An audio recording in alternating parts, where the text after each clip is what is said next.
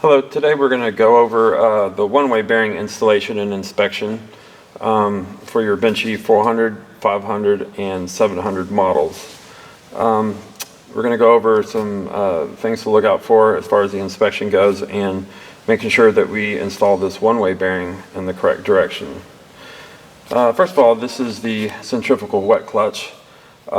This is actually bolted to the crankshaft like this.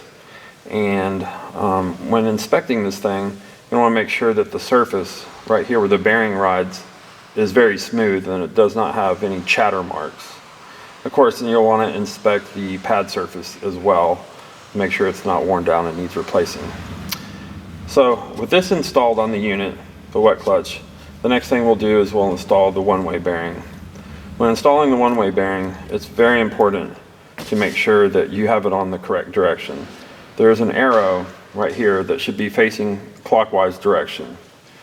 So that should be facing out towards you and go towards the actual clutch housing, which we'll be installing next. On the clutch housing, the same thing goes for that as far as the clutch shoe. You want to make sure the surface here where the bearing rides is very smooth and does not have any chatter marks. So once the wet clutch is installed, we're going to install the clutch housing.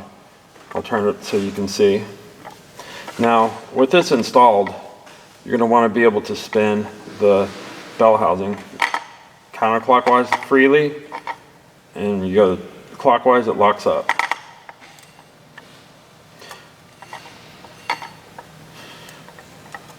Thus ensuring that you do have it on in the correct direction. We have a fully assembled engine right here. You can see that this is, of course, installed the correct way because we can freewheel the crank counterclockwise. We turn it clockwise, it locks up. That's the good overview of the one-way bearing installation for your 400, 500, and 700 models. And if you have any further questions concerning this, feel free to call Bennche Technical Support for further assistance.